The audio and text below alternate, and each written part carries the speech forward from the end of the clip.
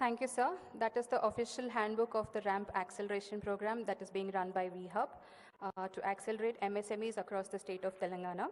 May I now request our Honorable CM, Shri A. Revanth Reddy Garu, to address the audience.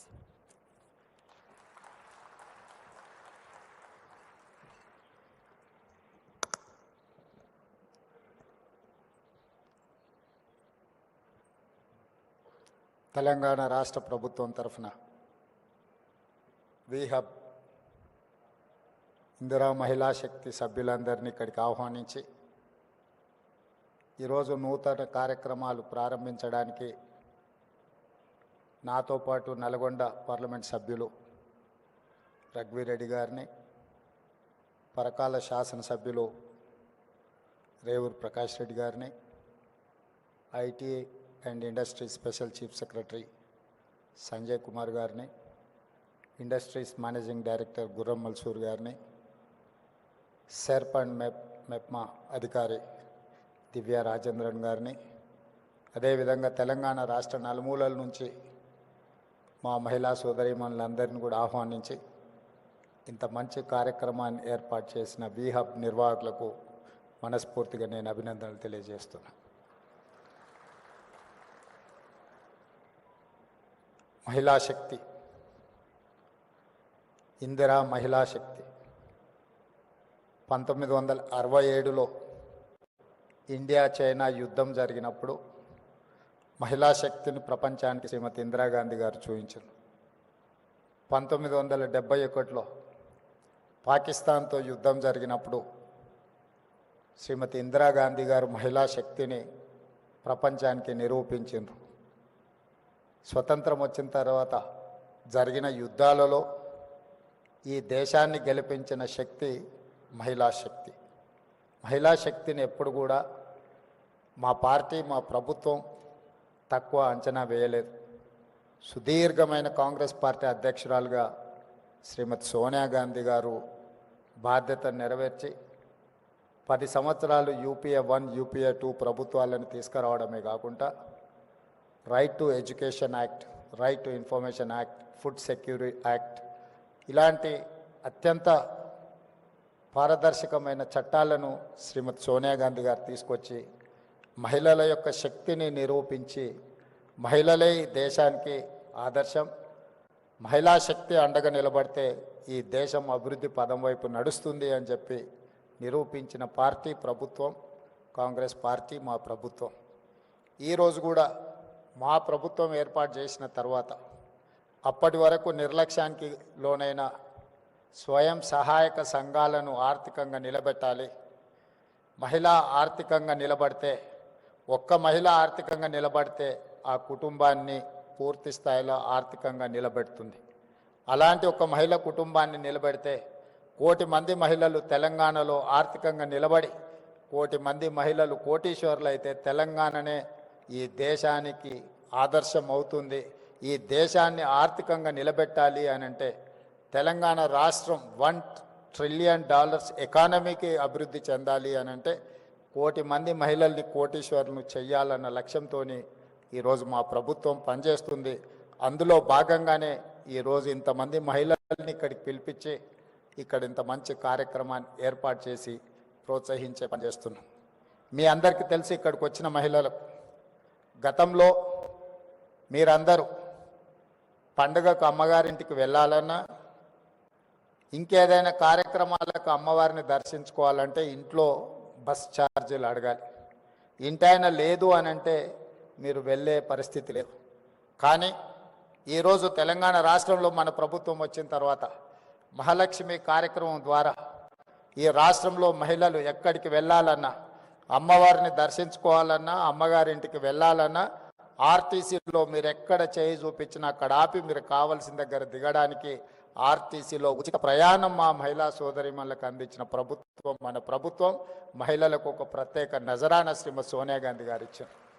దాదాపుగా ఇప్పటికీ 16-17 నెలల్లో 5,200 కోట్ల రూపాయలు ఈరోజు ఆర్టీసీకి రాష్ట్ర ప్రభుత్వం చెల్లించడం జరిగింది. మా మహిళలు ఆర్టీసీ ఉచిత బస్సు ప్రయాణం వినియోగించుకోవడం వల్ల ఆడబిడ్డలకు ఒక్కొక్కరికి దాదాపుగా నెలకు 5,000 రూపాయలు ఆదాయం మిగలడమే కాకుండా ఆర్టీసీ కూడా ఈరోజు లాభాల బాటల్లో నడుస్తుంది. గతంలో ఆర్టీసీ నష్టపోయి ఆర్టీసీని ప్రైవేటైజ్ చేస్తారన్నంత ప్రమాదానికి దారితీసింది. ఆనాడు జీత భత్యాల కోసం వాళ్ళు నిరసన తెలిపి బందులు పాటిస్తే దాదాపుగా 50 మంది కార్మికులు చనిపోవడం జరిగింది. అలాంటి ఆర్టీసీలో 50,000 మంది కార్మికులు ఉన్నారు. ఇవాళ 50,000 మంది కార్మికులు ఆర్టీసీ లాభాల బాటలో నడవడం వల్ల ఆ కుటుంబాలన్నీ కూడా బాగుపడ్డాయి అని అంటే మా ఆడబిడ్డలకి ఈరోజు తెలంగాణ రాష్ట్ర ప్రభుత్వం మహాలక్ష్మి పథకం ద్వారా మీకు ఆర్టీసీలో ఉచిత బస్సు ప్రయాణం అందించడమే ఈరోజు ఆర్టీసీ లాభాల బాటల్లో నడుస్తుంది.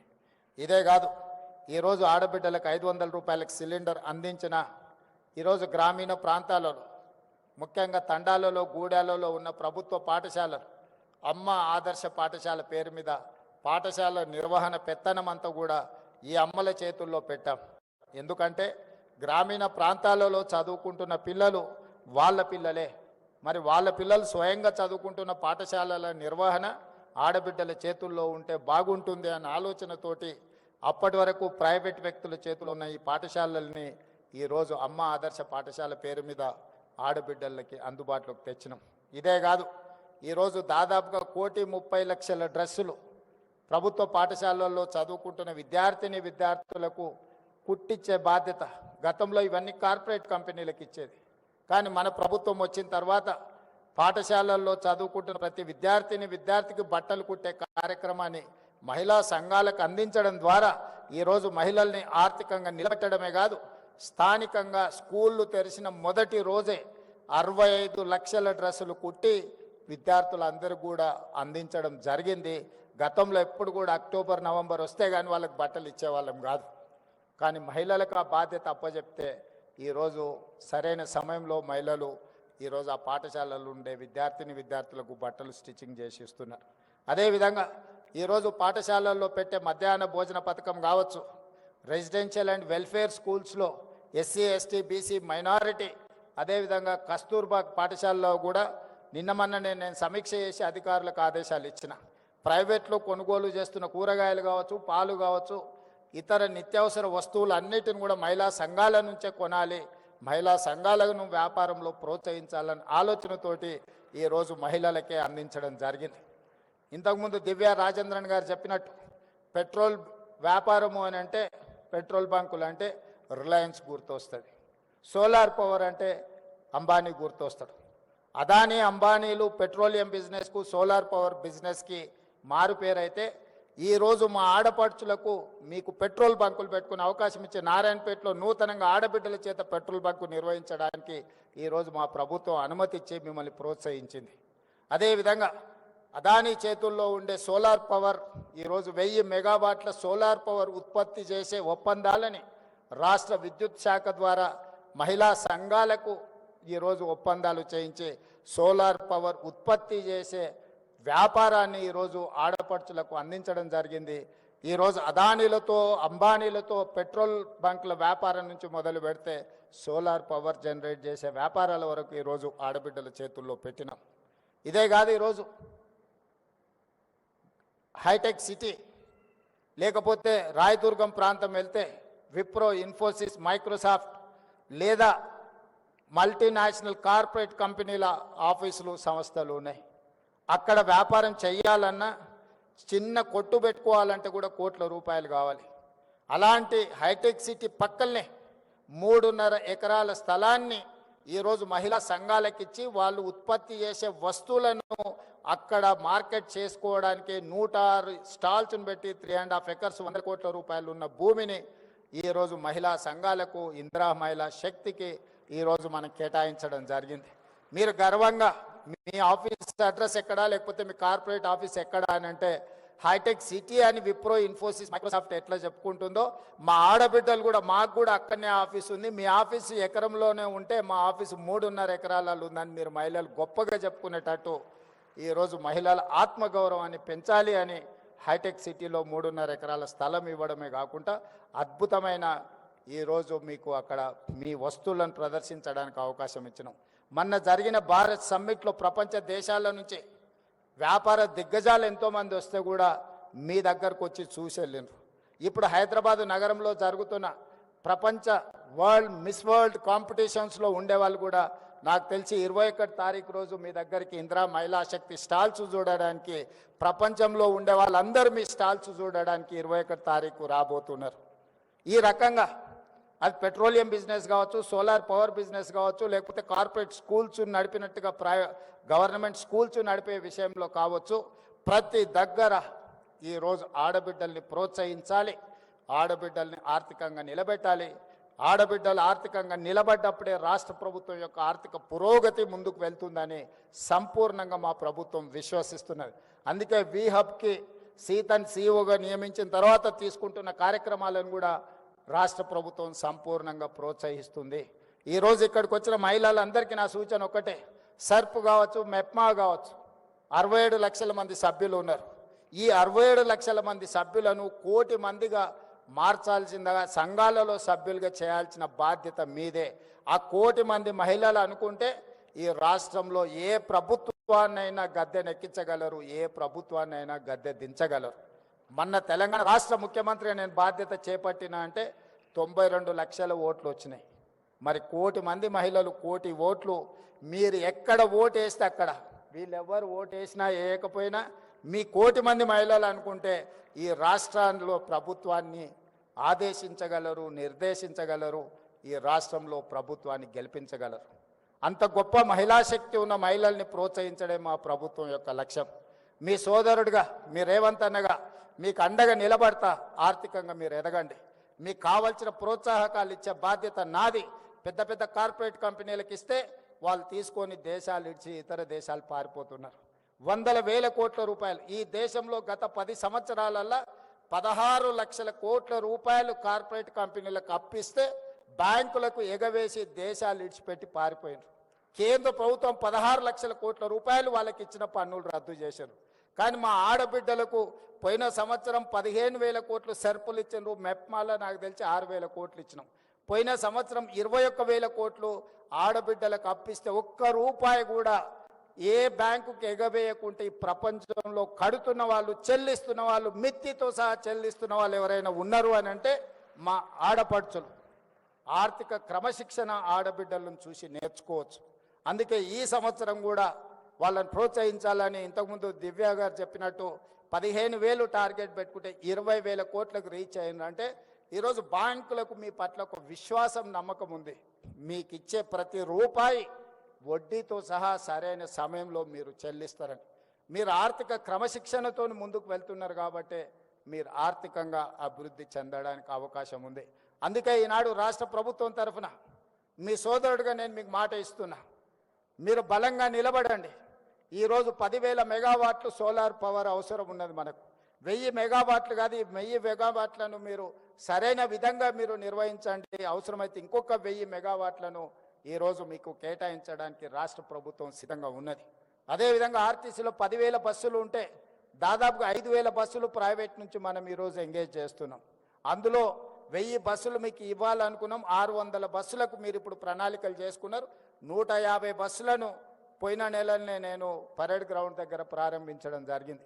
మీరు ఈ 600 బస్సులను తక్షణమే తెచ్చుకొని ఆర్టీసీకి ఎంగేజ్ చేయండి. ఇంకా భవిష్యత్తులో మీకు అదనంగా కూడా మీకు బిజినెస్ వ్యాపారం ఇచ్చి మిమ్మల్ని ప్రోత్సహించడానికి ప్రభుత్వం సిద్ధంగా ఉంది. మీరు తయారు చేసే వస్తువులను కూడా ప్రభుత్వం, గతంలో ఎవరైనా మన దగ్గరికి గెస్టులు వచ్చినా లేకపోతే మనం ఎక్కడికైనా వెళ్ళినప్పుడు ప్రభుత్వం కార్పొరేట్ కంపెనీల నుంచి గిఫ్ట్ ప్యాకులు కొనుక్కొని ఇచ్చేవాళ్ళు. కానీ ఈసారి మొత్తం కంప్లీట్గా మహిళా సంఘాలు తయారు చేసే ఉత్పత్తులనే, హ్యాండ్లూమ్నే ఈరోజు మనం వచ్చే గెస్టులకు గిఫ్టులుగా మనం ఇస్తున్నాం. మేము ప్రధానమంత్రిని కలిసినా కూడా మీ వస్తువులే తీసుకెళ్ళి నేను ఇస్తున్నా. ఏ దేశం నుంచి ఏ దిగ్గజ వ్యాపారస్తుడు ఇక్కడికి వచ్చినా మీరు ఉత్పత్తి చేసిన వస్తువులనే వాళ్ళకు బహుమతిగా మనం ఇస్తున్నాం.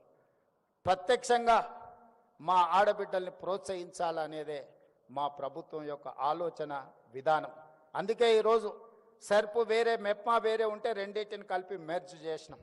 ఈరోజు అర్బన్ ప్రాంతాలు అంటే పట్టణ ప్రాంతాలలో చాలామంది మహిళలు మహిళా సంఘాలలో చేరకుంటూ ఉన్నారు. నేను అధికారులకి వేదిక మీద నుంచి ఆదేశాలు ఇస్తున్నా.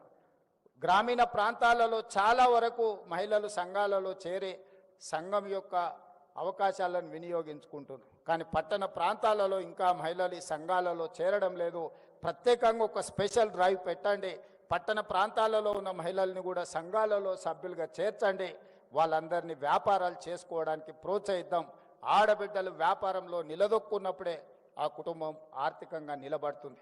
అదేవిధంగా ఈరోజు మీరు ఐడెంటిటీ కార్డు మహిళలకు ఇస్తున్నట్టున్నారు, కాకపోతే దాంట్లో డేటాబేస్ ఉన్నట్టు లేదు.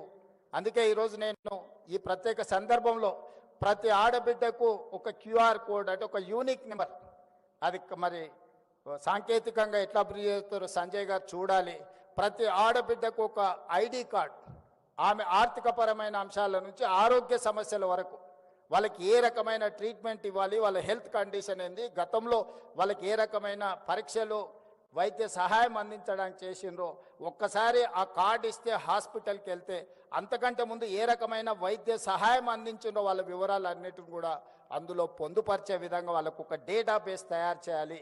ఈ రాష్ట్రంలో ఉన్న 1 కోటి మంది ఆడబిడ్డల యొక్క సంపాదన వ్యాపారంతో పాటు వాళ్ళ ఆరోగ్య సమస్యలు వాళ్ళకి సంబంధించిన మొత్తం డేటాను కూడా మనం కలెక్ట్ చేస్తే వాళ్ళకి ఎక్కడికి వెళ్ళినా, ఎందుకంటే ఆడపడుచులకు ఒక డాక్టర్ దగ్గరికి వెళ్ళినప్పుడు ఆయన అన్ని పరీక్షలు చేస్తాడు, ఏదో మందులు రాసిస్తాడు, జ్వరం తగ్గగానే ఈ పేపర్లు ఎక్కడో పోతాయి. మళ్ళీ సంవత్సరానికి ఇంకొక హాస్పిటల్కి పోయినప్పుడు ఆయన అన్ని పరీక్షలకు మళ్ళీ ఛార్జ్ చేస్తాడు. దాంతో ఏమవుతుంది అని అంటే వాళ్ళకి ట్రాక్ రికార్డ్ కూడా ఉండడం లేదు. గతంలో వీళ్ళకి ఏం సమస్య ఉండే, ఎలాంటి వైద్యాన్ని అందించడం, వీళ్ళకి ఎలాంటి ఆరోగ్య పరిస్థితులు ఉన్నాయనే ఒక మొత్తం ఎలాంటి వివరాలు లేకుండా పోతుంది. అందుకే ఈరోజు రాష్ట్ర ప్రభుత్వం ప్రత్యేకమైన దృష్టి పెట్టి నేను దివ్యా రాజేంద్రన్ గారికి సూచన చేస్తున్నా, ఈ డేటాబేస్ కలెక్ట్ చేయండి, వాళ్ళ హెల్త్ చెకప్ చేయించండి, వాళ్ళ కంప్లీట్గా హెల్త్ ప్రొఫైల్ బిల్డ్ చేయండి. ప్రతి సంవత్సరం ఒకసారి వాళ్ళకు పూర్తి స్థాయిలో ఆరోగ్య పరీక్షలు చేయించగలిగినప్పుడు ఈ ఆడబిడ్డలకు వాస్తవంగా వాళ్ళ ఆరోగ్యం దెబ్బతిన కంటే ముందే మనం నియంత్రించవచ్చు. వచ్చిన తర్వాత వాళ్లకు వైద్య సహాయాన్ని అందించడం కాదు, వాళ్ళకు ఆరోగ్య సమస్యలు రాకుండానే ముందుగానే వాళ్లకు మనము ఆరోగ్యపరమైన సూచనలు చేయడమే కాకుండా అవగాహన కల్పించి వాళ్ళకు అవసరమైన ఆరోగ్య భద్రత రాష్ట్ర ప్రభుత్వం కల్పిస్తుంది. వీటికి సంబంధించి అదేవిధంగా వాళ్ళ వ్యాపారాలను ప్రోత్సహించడానికి కూడా వాళ్ళ ఇండివిజువల్ ఉన్న నైపుణ్యం ఏంది, వ్యక్తులకు కొన్ని నైపుణ్యాలు ఉంటాయి, వాటన్నిటిని కూడా మనం కలెక్ట్ చేసుకోగలిగితే ఆ రంగంలో వాళ్ళని ప్రోత్సహించడానికి అవకాశం ఉంటుంది. ఇవన్నీ కూడా ఆడబిడ్డలను ఈరోజు ప్రోత్సహించడానికి రాష్ట్ర ప్రభుత్వం ప్రయత్నం చేస్తుంది. వచ్చే ఎన్నికల్లో మీ ఓట్లతోనే మళ్ళీ ప్రభుత్వాన్ని ఏర్పాటు చేయాలని మా పార్టీ, మా ప్రభుత్వం అనుకుంటుంది. ప్రతి ఆడబిడ్డను 1 కోటి మందిని ఇందులో సభ్యులుగా చేర్చి ఆ 1 కోటి ఓట్లతోనే రెండోసారి ప్రభుత్వాన్ని ఏర్పాటు చేసి మిమ్మల్ని 1 కోటి మందిని కోటీశ్వర్లను చేసే బాధ్యత తీసుకుంటామని తెలియజేస్తూ మీ అందరి దగ్గర సెలవు తీసుకుంటున్నా. మీ అందరికీ మనస్ఫూర్తిగా ధన్యవాదాలు.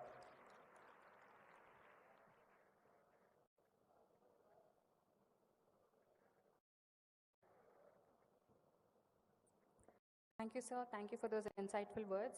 We will now move on to the formal MOU exchange ceremony. We will start with our program partners. First, may I invite National Stock